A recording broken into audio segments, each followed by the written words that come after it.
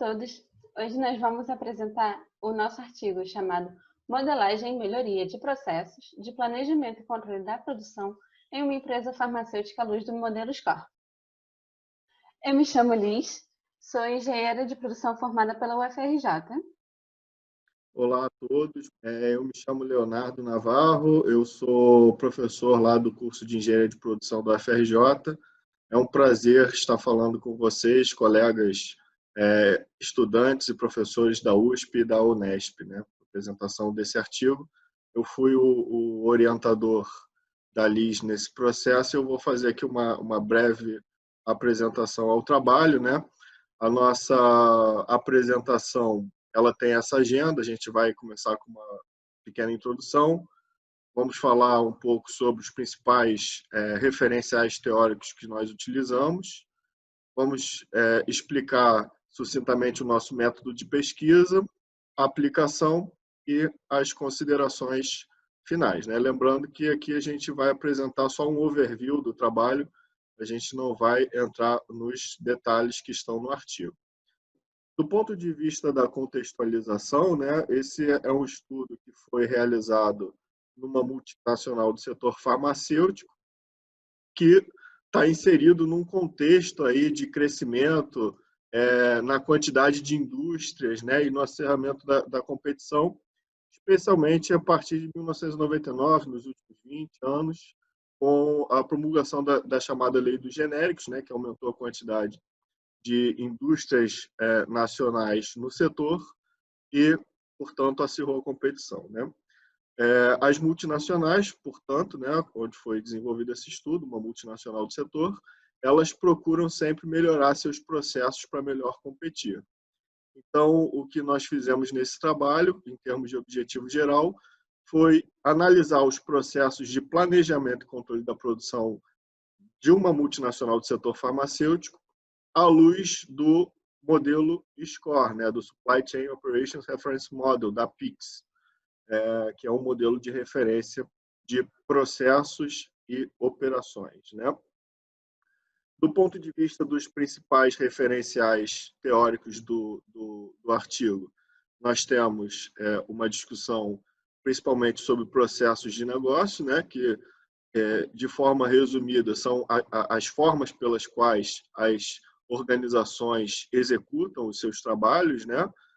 Aquela específica ordenação de eventos e atividades no tempo, né? Como sugere a definição clássica do Davenport. E, por outro lado, outro referencial importante para o nosso estudo é o próprio modelo de referência SCOR, né? Que é um modelo que tem por base a discussão de processos de negócio. Então, esse modelo é organizado em níveis hierárquicos. O primeiro nível hierárquico é o dos macroprocessos, né? Então, você tem lá o macroprocesso de planejamento, suprimento, produção, entrega, retorno e o processo de habilitar. No segundo nível hierárquico, você tem as categorias de processos, né? Então, você tem os processos, por exemplo, make to stock, make to order, engineer to order e retail. E num terceiro nível hierárquico, que foi o que a gente trabalhou mais nesse trabalho, a gente tem o que a gente chama dos elementos ou subprocessos SCOR, né? Que aí já são as atividades mais detalhadas dentro dessa cadeia de suprimentos genérica. Para cada um desses subprocessos SCOR, nós temos uma série de recomendações de práticas, né? Sejam elas boas práticas, melhores práticas, práticas padrão, práticas emergentes, que foi uma definição também que a gente adotou para fins de análise no nosso estudo. Do ponto de vista do método da pesquisa, a gente começou caracterizando a empresa, caracterizando o setor, escolhendo o escopo, né, de processos que seria estudado.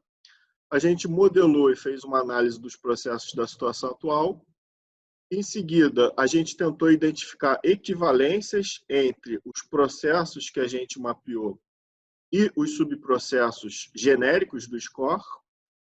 E para aquelas equivalências que a gente encontrou, a gente tentou verificar quais seriam as práticas do SCOR sugeridas para a execução desses processos, né?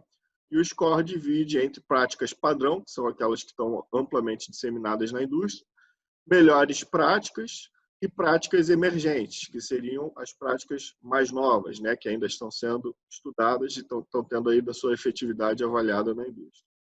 Por fim, em função dessa identificação de práticas, a gente fez uma série de recomendações à multinacional estudada. Esse artigo foi desenvolvido, né, esse estudo foi desenvolvido no setor de planejamento e controle da produção, como nós mencionamos, e a gente escolheu aí 3 processos que estão detalhados no artigo, que são de planejamento do mercado local, planejamento das exportações e colocação de pedidos. Nessa apresentação de hoje, a gente vai dar ênfase somente no processo de colocação de pedidos, mas o mesmo raciocínio que a gente vai apresentar aqui está apresentado para os demais processos no artigo. E aí eu passo para Apresentando rapidamente esse processo, ele começa com os planejadores confirmando o fim do MAS e o MRS à analista de materiais. Ela então retira o relatório do SAP, analisa material por material, cria requisições de compras e, se o material é nacional, ela também cria o pedido e o envia ao fornecedor, que dá o ok ou não se foi colocado corretamente. Quando o material é importado, ela envia a requisição de compra para a compradora de importação, que então cria o pedido e envia o pedido para o fornecedor. Estando tudo ok, beleza? Se não estiver, precisa alterar e corrigir o pedido. Fazendo a análise desse processo, conseguimos identificar 2 subprocessos do SCOR que podem ser considerados equivalentes às atividades. A atividade de analisar materiais pode ser considerada equivalente ao subprocesso identificar, avaliar e agregar os recursos de produção, porque é nesse momento que a analista de materiais vê o que precisa ser comprado, quais recursos precisam ser comprados, e a atividade de criar requisição de compra é equivalente a estabelecer planos de fornecimento, porque é nesse momento que a analista decide quando que cada item deve chegar. Nessa tabela, temos as práticas recomendadas pelo SCOR para cada um desses subprocessos, junto à sua classificação do SCOR. E aqui temos como é dada a utilização dessas práticas na empresa. Nós vamos nos focar em 3 práticas: a de planejamento da logística e do almoxarifado, a de busca de fornecedores e a de intercâmbio eletrônico de dados. A prática de planejamento da logística e do almoxarifado, se fosse utilizada pela empresa, traria agilidade no armazenamento e redução nos gastos com almoxarifado externo.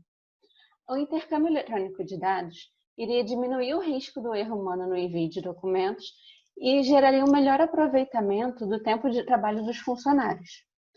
Enquanto isso, a busca de fornecedores, realizada a todo tempo, iria trazer melhores oportunidades de negócio, inclusive redução de custos de alguns materiais.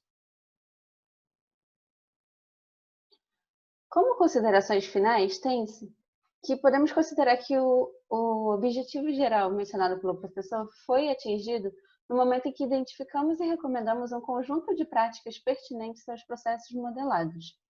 A contribuição da pesquisa, a contribuição acadêmica da pesquisa é o fato dela somar a literatura sobre a utilização do SCOR na busca de melhorias de processos. E, na prática, a empresa pode se adequar ao modelo de referência internacionalmente reconhecido que é o SCOR. A principal limitação que encontramos para esse estudo é o fato de ter sido utilizada somente uma fonte para o desenvolvimento do trabalho como um todo, que é o próprio SCOR.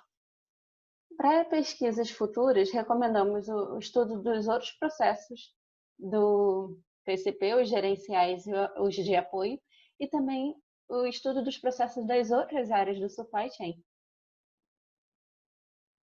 Aqui temos nossas referências bibliográficas para consulta. E é isso. Qualquer dúvida, podem nos mandar e-mail que a gente responde.